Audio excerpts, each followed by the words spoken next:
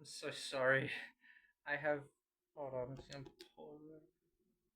I have the no questions asked video playing. I'm so sorry, I was just watching that a lot. I know another one. I know this is some absurdity. You never hear about triple uploads. Hell, I could even probably get another one out. I don't care. I'm like really alert. I'm not alert. That's not how you. Anyways, I want to talk about albums and aging.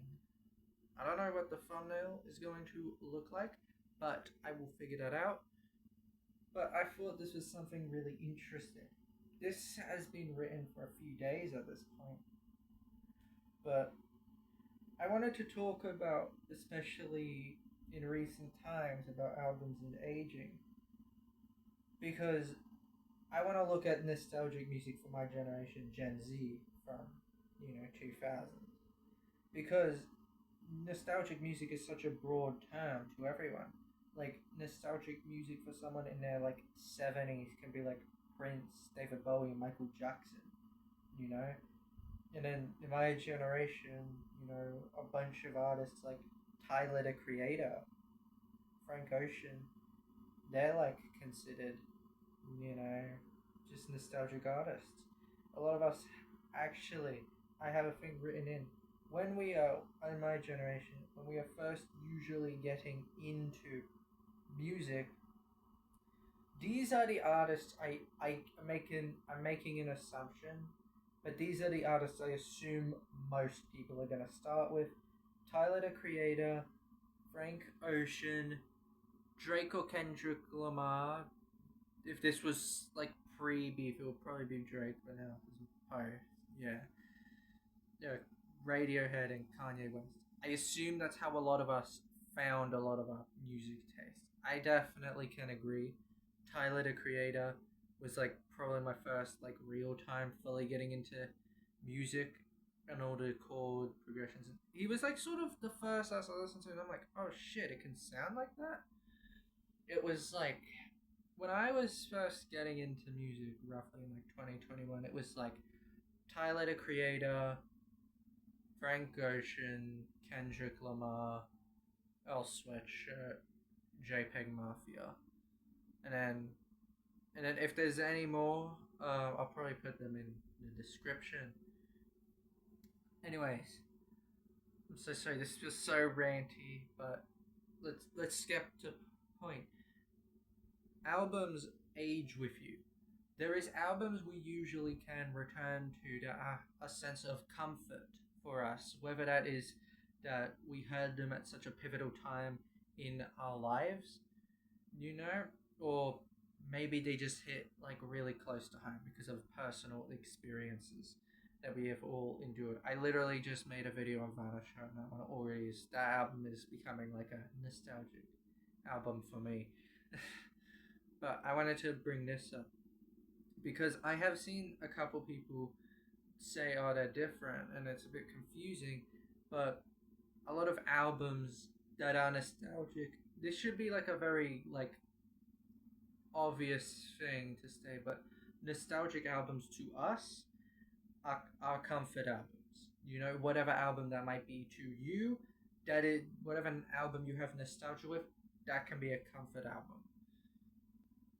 Is albums and aging all a good thing though? Because there is a couple things I did want to point out. We all get old. We're all going to get old at some point. Even if you're dead, you are going to get old. No matter what.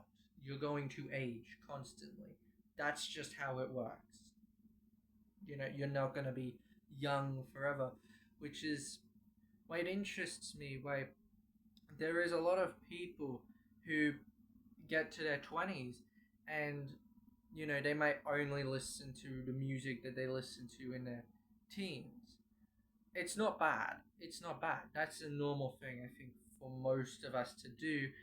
However, I wonder how much of that is genuine enjoyment or a like subconscious mental thing where we constantly are trying to relive the youth that we have lived, and we're trying to recapture that, but you just cannot.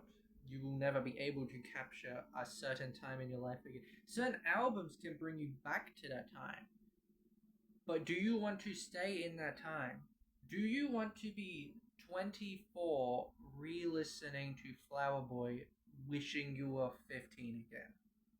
No. You need to grow up. And that's how I felt. And that's how I felt a lot.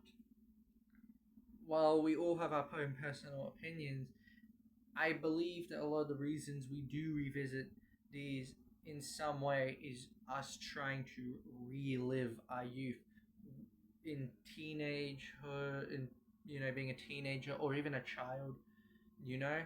There is just so much interesting things there. Of course, not all of the things are purely based off that. The music might you just really like it, and that's okay. That's okay. I will be honest. Sometimes I'm listening to music I listened to when I was like 5 or whatever, because sometimes I just like how it is, and it's okay.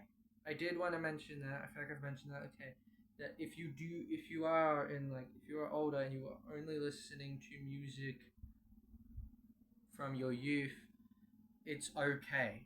That's okay. That's completely fine. That's a normal thing for us to do. However, just don't get stuck on trying to hit this nostalgia and trying to be in the past. Because at the end of the day, we all have to kind of look forward to new things. And you cannot be stuck reliving the same experiences over and over again. It is fine to feel nostalgia. That is a normal human emotion. But I don't think we need to live in the nostalgia. I'm so sorry, that was such a rant. I sounded like really like trying to tap into the brain. Another thing I wanted to bring up is nostalgic music good? I know I just said that before, but this is a whole different thing. I'm talking about when a song uses like a nostalgic sample. A song that came to my head when I say that is like First Class by Jack Harlow. I know, funny time to be talking about Jack Harlow. He had very ignorant comments, but that is not what we are talking about. Maybe I'll make something on it, but I don't know. First Class uses the sample of Fergie. I forgot the song, but famous song, you know it probably. And all he did was, or what more importantly, what the producer did, right? Jack Harlow probably told the producer to do this, by the way. This is probably like Jack Harlow's vision. He basically barely added anything and he just took the words from it and added in the chorus, sex and the A, all that, I don't think that's good or healthy. I think artists are playing on a lot of our nostalgia. Whether they are playing their older music at live shows, re-releasing older stuff, I always feel like that there is such this connection to nostalgia, but it makes us forget that we need new things. We need new original things, not the same rehashed ideas. And that's just kind of disappointing to constantly see, like I said, Jack Harlow, Drake, use just these nostalgic samples to be, because it's a very unoriginal, it's a very lazy thing to do. You just take a nostalgic sample, put it in your song, and then you'll be like, okay, well, people are going to listen because of the sample. Like, you didn't put much thought in other than that. You gotta, go the extra mile.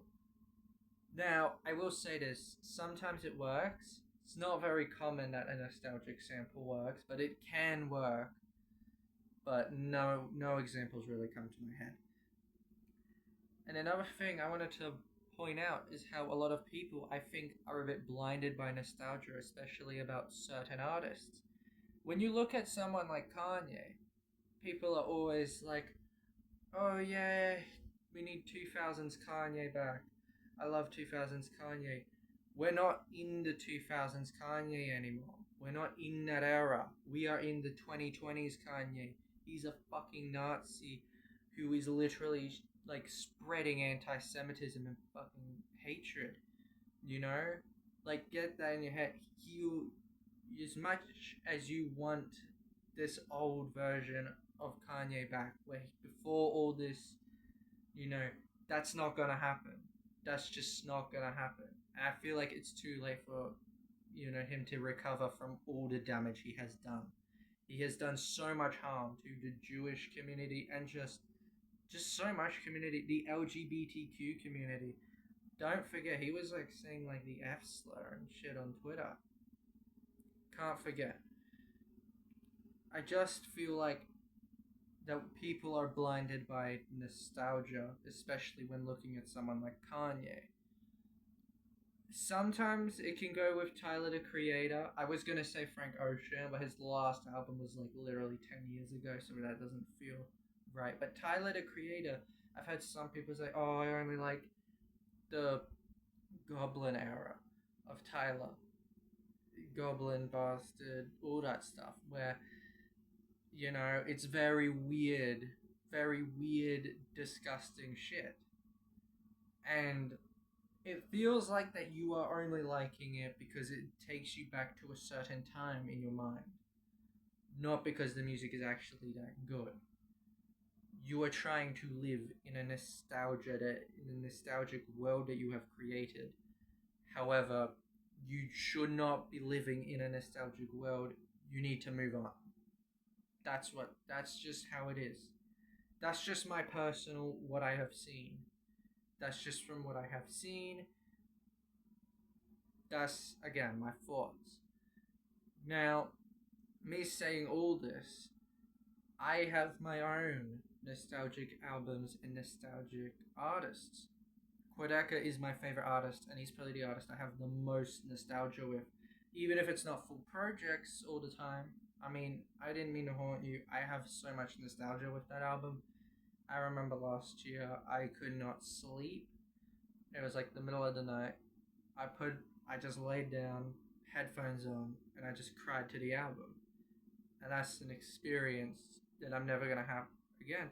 And that's okay. That's okay. Like I've said, that nostalgia, that's a normal thing. But we can't live in the nostalgia. Yeah, okay. That's it. But I thought it would be interesting to talk about some albums that are nostalgic to me. You know? I have a list here of albums that have nostalgia to me. So here goes. I didn't mean to haunt you, of course, I just said that. But Igor.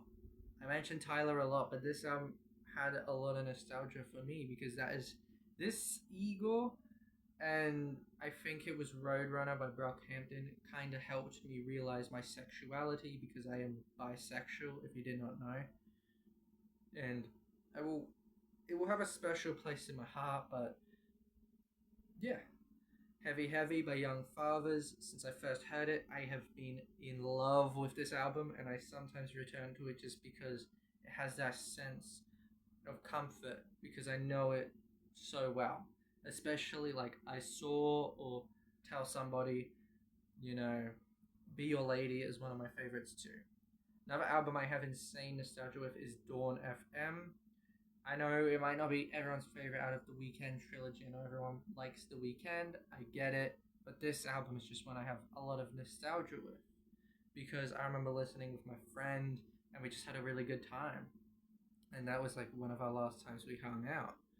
And then for this one, I have the Glow Part 2. That one I've had the songs like, the title track.